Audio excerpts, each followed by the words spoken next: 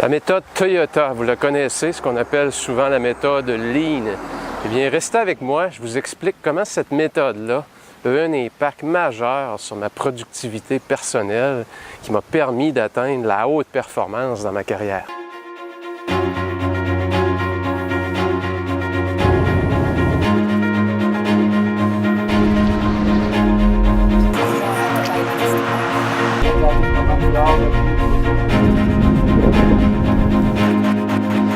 Je vous parle aujourd'hui de la méthode Toyota sous l'angle des types d'activités.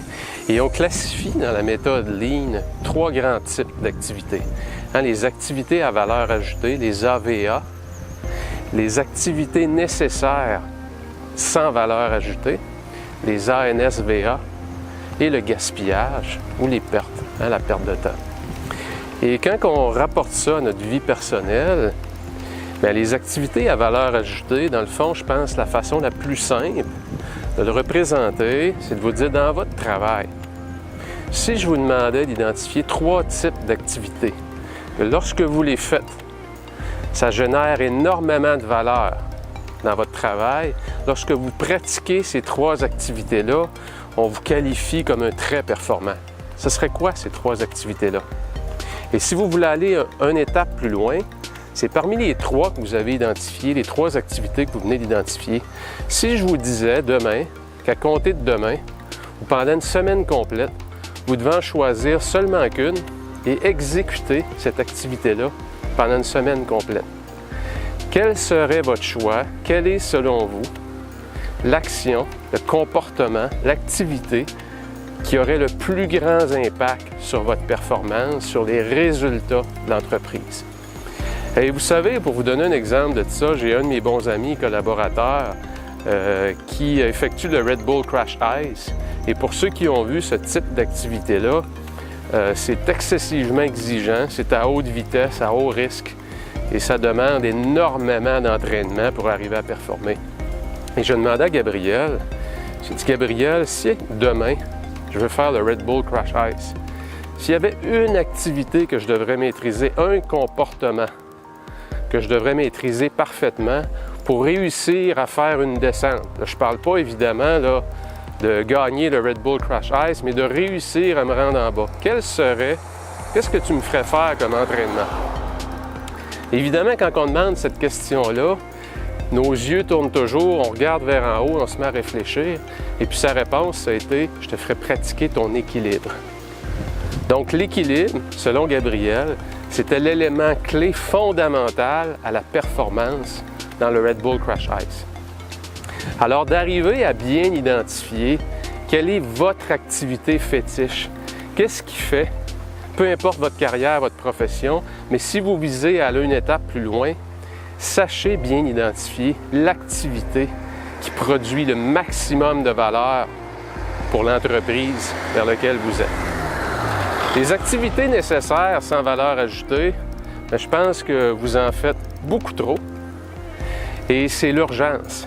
C'est qu'on est constamment dans l'urgence, on est constamment sollicité par l'environnement et c'est souvent ce qu'on appelle être excessivement occupé, mais peu productif. Et je suis convaincu, parce que moi j'en ai à l'occasion des journées comme ça, moins maintenant, mais j'en ai eu beaucoup, des journées où on termine la journée et on se dit « j'ai tellement été vite, j'ai tellement couru aujourd'hui, mais j'ai l'impression d'avoir rien fait ». Je suis convaincu que ça vous arrive aussi, mais lorsqu'on a cette expression-là en fin de journée, la plupart du temps, c'est qu'on a passé notre journée à faire des activités nécessaires sans valeur ajoutée. Et évidemment, la 3e catégorie, c'est le gaspillage, c'est la perte. Et lorsque la méthode Toyota est implantée, on va maximiser ces activités à valeur ajoutée. On va réduire au minimum les activités nécessaires sans valeur ajoutée et on va essayer d'éliminer les pertes. Alors, dans votre vie personnelle, il y a des activités nécessaires sans valeur ajoutée.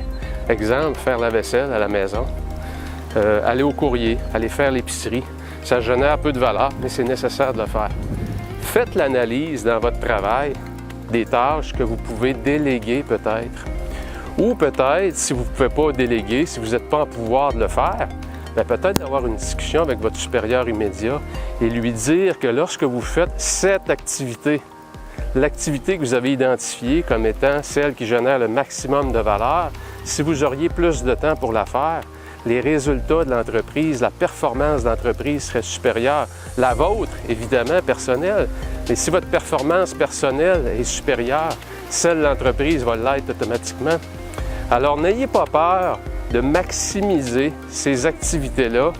Et cette activité-là, je dis bien cette activité-là, c'est excessivement important de bien l'identifier. Hein, prenez l'exemple, dans mon dernier travail, j'ai été pendant les 12 dernières années, comme je vous le disais, à l'emploi de Toyota, du groupe Toyotoshi. Et puis dans les 2 dernières années de ma carrière, je me suis posé la question, parce que j'étais rendu chef de l'exploitation, quelle est l'activité majeure qui va avoir le maximum d'impact sur les résultats de l'entreprise? Et ma réponse à cette question-là, c'était de faire grandir les directeurs généraux. C'était de les former pour qu'ils soient au sommet de leur art. Et si j'étais en mesure de pratiquer cette activité-là le plus souvent possible, de passer le plus de temps possible avec eux, c'est ce qui avait le maximum d'impact sur l'organisation.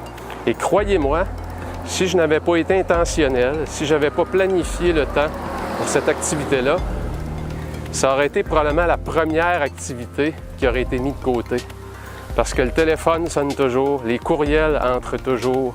Il y a plein de gens qui nous sollicitent pour des rencontres.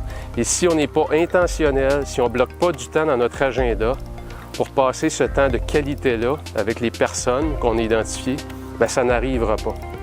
Alors, prenez le temps de faire cette analyse-là dans votre travail et vous allez voir que ça va avoir un impact majeur sur votre performance et celle de l'entreprise. Sur ce, je vous souhaite une semaine hyper productive.